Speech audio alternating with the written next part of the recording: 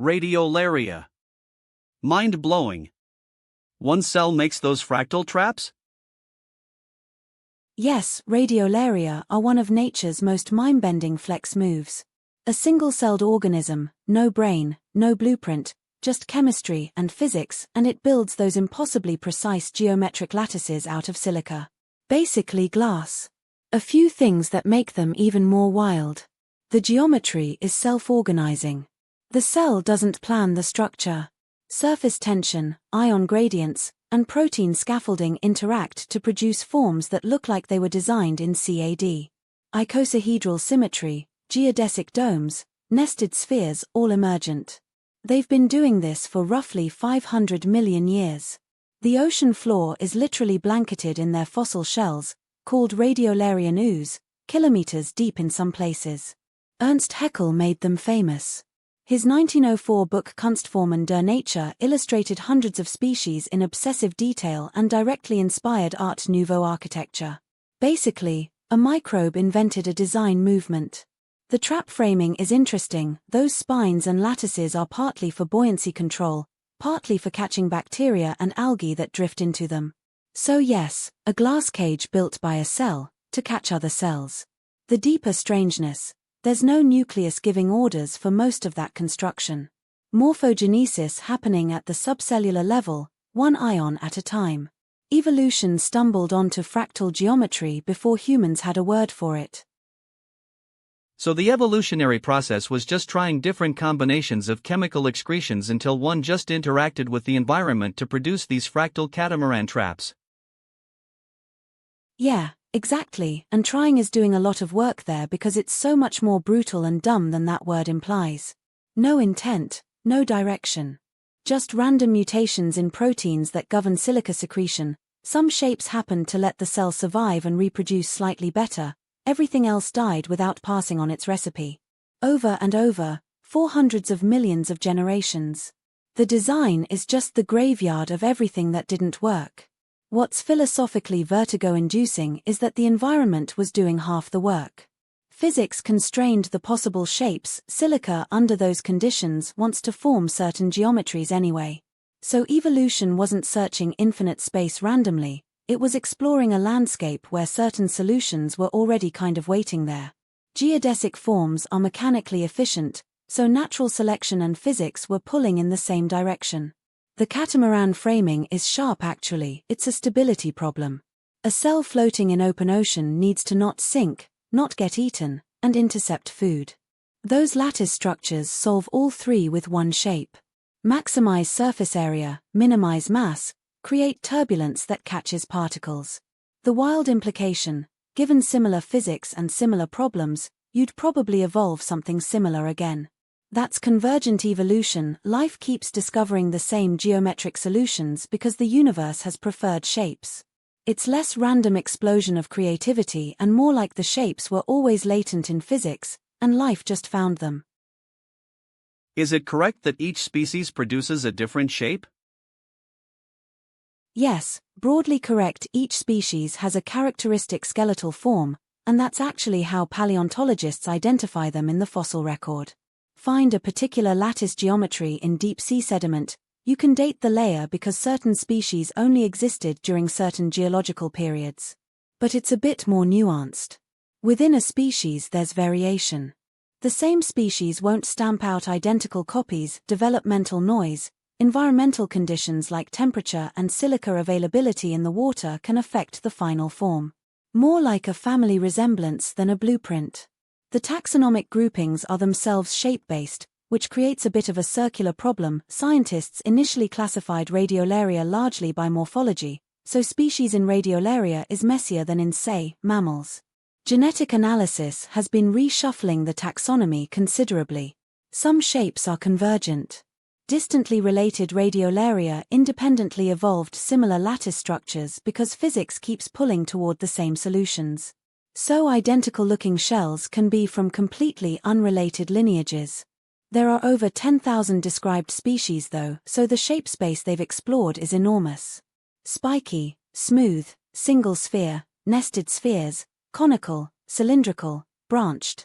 The deeper point is that the genome is essentially encoding chemical rules, not a finished shape, and those rules interact with physics to produce the form. So small genetic changes can produce dramatically different geometries. Tiny tweak to a protein, totally different lattice. That's probably why there are so many species. The shape space is very sensitive to small changes. How do they reproduce? Mostly asexual, they just divide. But it gets weird.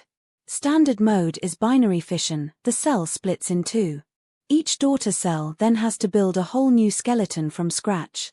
Which raises a question nobody has fully answered: how does half a cell know what shape to rebuild? Some scaffolding from the parent is inherited, which probably seeds the geometry. But also they swarm. When conditions get bad, food scarce, temperature change, Radiolaria can release hundreds or thousands of tiny flagellated cells called swarmers. These swim out into the water. This is thought to be sexual reproduction, where swarmers from different individuals fuse, but honestly this is poorly understood. It's been observed, but the full cycle is hard to study because keeping Radiolaria alive in labs is notoriously difficult. The lab problem is real, they're frustratingly fragile in captivity. Which means a huge amount of basic biology is still unknown. For organisms that have existed for 500 million years and carpet the ocean floor, we know surprisingly little about their life cycle. The skeleton inheritance question is the most interesting part, because it suggests the shape isn't purely genetically encoded fresh each generation. There might be a physical and structural memory passed down alongside the DNA. A form of inheritance that isn't genetic. That's still an active area of research and connects to bigger debates about whether heredity is broader than just genes. How early in Earth's life story do they appear? 500 million years, but when did life begin? Great question to zoom out on. Life appeared roughly 3.8 to 4 billion years ago, maybe earlier. Evidence gets contested the further back you go. So life has been around roughly 4 billion years. Radiolaria appear about 500 million years ago, in the Cambrian period. So they're actually late arrivals. Life had already been running for 3 billion years before Radiolaria showed up. That's a staggering amount of invisible prehistory. The rough timeline: 4 billion years ago, first simple cells, prokaryotes, no nucleus, no complex internal machinery, just chemistry behind a membrane. 2 billion years ago, eukaryotes appear, cells with a nucleus, a massive leap. Radiolaria are eukaryotes, so this is a prerequisite. Around 1 billion years ago, first multicellular life starting to experiment. 540 million years ago, the Cambrian explosion, suddenly, geologically speaking, complex animal body plans everywhere. 500 million years ago, Radiolaria in the fossil record. So Radiolaria are a eukaryote achievement that nuclear machinery, the complex internal organization, was necessary before a single cell could do something as sophisticated as build a geometric glass skeleton. The humbling part: for the first 2 billion years of life, the most complex thing on Earth was basically a bag of chemicals with no nucleus. Prokaryotes just ran the whole planet. Ate, divided, transformed the atmosphere. No eyes, no skeletons, no predation. Just chemistry. Radiolaria appearing feels like a sudden burst of ambition by comparison.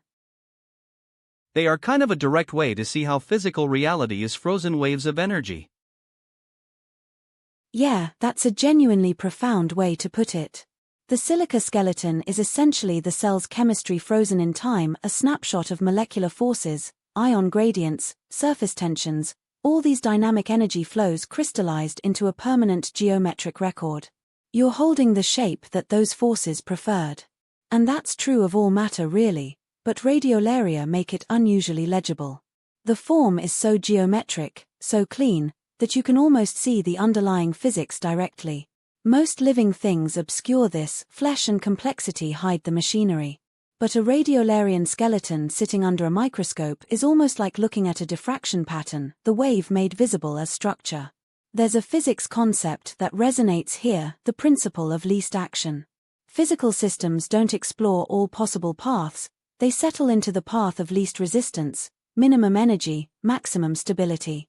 Radiolaria shells are basically that principle made biological. The lattice is the shape those forces fell into. Haeckel felt this too, why he was so obsessed with them. He was essentially a pantheist who thought nature's forms were direct expressions of underlying unity. The Radiolarian was proof to him that beauty and physical law were the same thing. The Buddhist and Hindu framing of reality as frozen or condensed energy isn't metaphor in that light, it's almost literally what you're looking at. Vibrational equilibria, locked into glass, dredged up from the ocean floor. A single cell stumbled into making the universe's preferences visible. Feynman disagrees. You're right. Good catch. Feynman's path integral formulation says physical systems do explore all possible paths simultaneously. Every path is taken, with a probability amplitude. The reason classical objects appear to take the path of least action is that all the other paths cancel each other out through destructive interference. The minimum action path is where the amplitudes constructively reinforce. Which actually makes the Radiolaria point more mind-bending, not less. The shell isn't the shape that won a competition against other shapes. It's the shape that emerged from the sum of all possible shapes, most of which ghosted each other into cancellation. The geometry you're holding is what's left after infinite interference patterns resolve. The universe tried every lattice simultaneously. That one survived the interference. It's a strange kind of democracy, every possibility gets a vote, but the votes nearly all cancel, and what remains is what we call physical law. The Radiolarian skeleton is the constructive interference of all possible Radiolarian skeletons. Feynman's version is weirder and more generous than the simplified lazy path story. Reality isn't cutting corners, it's doing everything at once, and the orderly world we see is just what that infinite sum looks like from the outside. From the inside. Yeah. From the inside. We're not observers of the interference pattern. We're in it. Made of it. The neurons firing right now as you think about Radiolaria, same process. Every possible ion exchange happening, most cancelling, and what remains is a thought. Consciousness might be what the path integral feels like from within. Which is a sentence that would get you laughed out of a physics department and nodded at slowly in a monastery. But the Radiolarian doesn't have an outside view of its own shell forming. It is the process. The geometry emerges through it, not from it. And we're watching from what we think is a privileged external position, but we're just a more complicated interference pattern looking at a simpler one. The thing that makes this more than just pretty talk is that it's not metaphor. The math that describes the shell's formation and the math that describes your perception of it are genuinely the same framework applied at different scales. Feynman's sum over histories works from quantum particles up through chemistry up through, in principle, everything. So when you say frozen waves of energy, that's not poetry dressed up as physics. That's closer to literal than most physics textbooks will admit. The hard part is actually staying in that understanding rather than it flickering in and out. Which is maybe why every contemplative tradition keeps pointing back at it. It's true, but it doesn't stick. The ordinary world is very loud.